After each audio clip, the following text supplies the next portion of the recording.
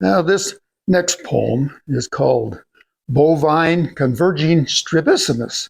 Now, if you don't know what that means, you'll know what it means after I get into it a little bit. This is by a cowboy poet by the name of Andy Nelson.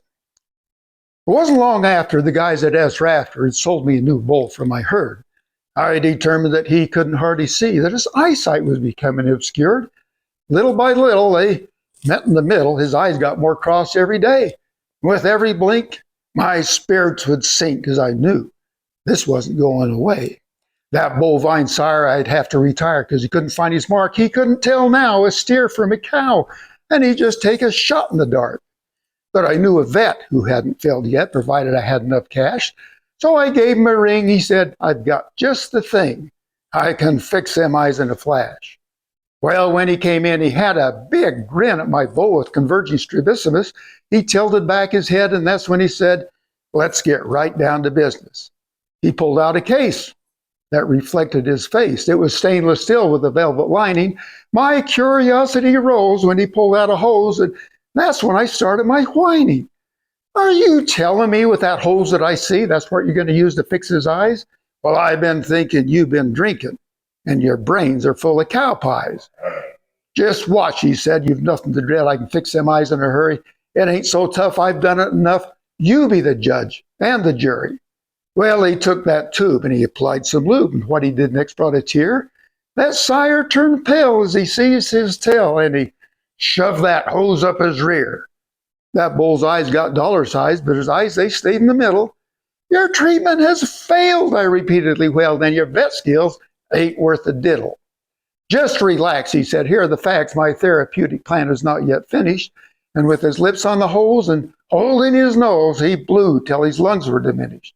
To my surprise, it straightened his eyes and its orbits returned to their centers. Now he sees straight, and again he can make and differentiate between the genders. I was totally amazed and partially dazed at the miracle performed there that day, but the magic abated, and I wasn't elated when he said, $500 you must pay. I was aghast when my breath came at last. I checked to see if my wallet was full. He took every cent. All my money was spent, but it was cheaper than buying a new bull.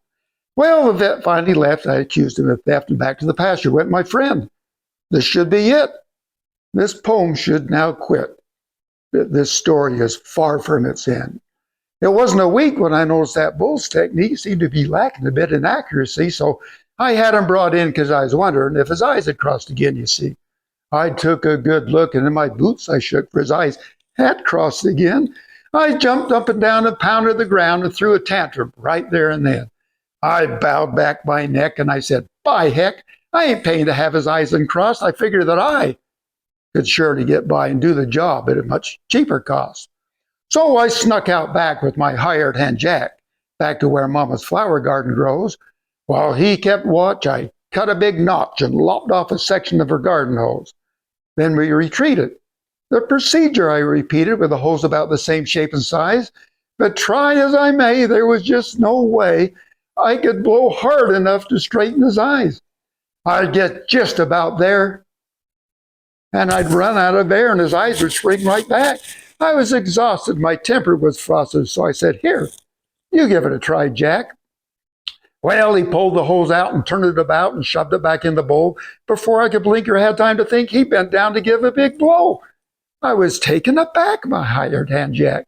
He wasn't the brightest bulb in the box. I figured he knew just what he should do, but he was dumber than a pile of rock. What are you doing? Her reply I was pursuing. That hose, it's all covered with poo. His reply was direct. Well, you didn't expect me to blow on the same end as you. Thank you.